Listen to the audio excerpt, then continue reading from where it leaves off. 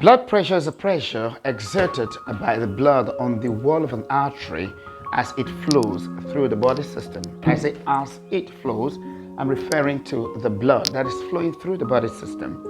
Therefore, high blood pressure or hypertension is the abnormal high force exerted by the blood on the wall of an artery as it flows through the body system. So you see the difference between the normal definition of blood pressure and the definition of high blood pressure is just a word, abnormal high, or two words, abnormal high.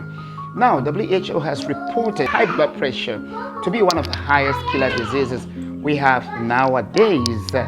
And fortunately, a lot of people are taking it for granted. And I'm now urging people to begin to have blood pressure apparatus in their homes, just like you have any other gadgets, especially mobile phone. If you can make a blood pressure apparatus your friend, as you've made your mobile phone your friend, you are going to save your life and the lives of many of your friends or family members you have around you. Don't forget that blood pressure has also been nicknamed the silent killer. Why the silent killer? Because it can be in you without you feeling the symptoms. Yes, it can be silently, uglily exhibiting in you without you feeling any symptoms. No headaches, no dizziness, no drowsiness, nothing. But it will be growing, getting worse every day without you feeling anything. And then before you know it, boom, it hits a high value which can no longer be controlled and pulls you down and then takes away your life. That's exactly how the high blood pressure is killing people and why it is nicknamed the silent killer. You see that? So blood pressure, high blood pressure is one of the most dangerous conditions we have out there today, because we all go through some life conditions, especially with the coming of social media, where we will see things and we are pressured by the way other people act, by the things that other people have achieved.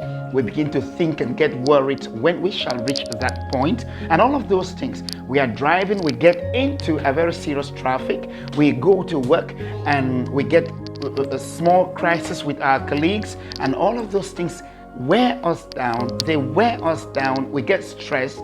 Before you know it, we get into the point of being depressed and all of that. Don't forget that stress, constant stress, will affect your blood pressure.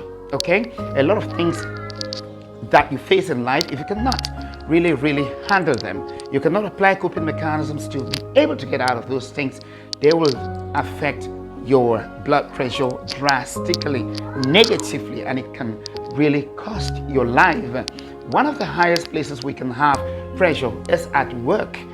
If the workload you are receiving is more than you can bear, it will seriously drain you. It can affect your mental health and will destroy your entire health and whole being.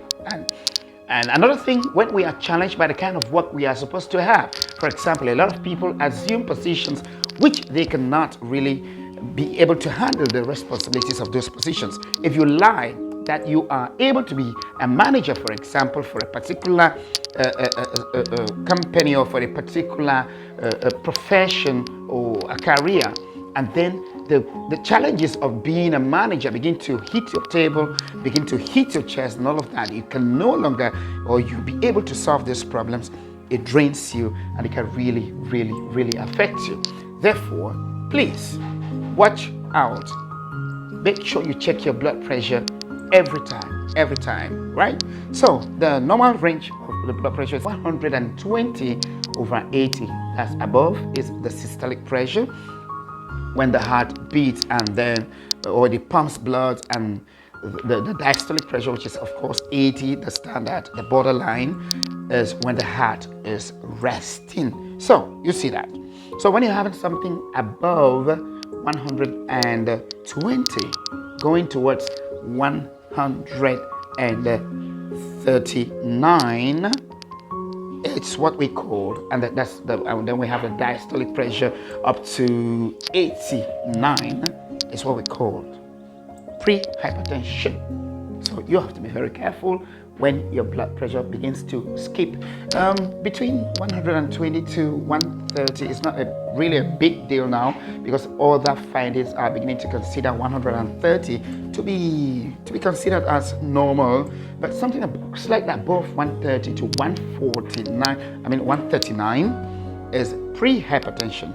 So from 140, ladies and gentlemen, to something like 150, you are hypertensive already, and you have to start being careful. And of course, if the values are getting very high, you maybe like something like 180 over 100, that is hypertensive crisis, and therefore you cannot take it for granted.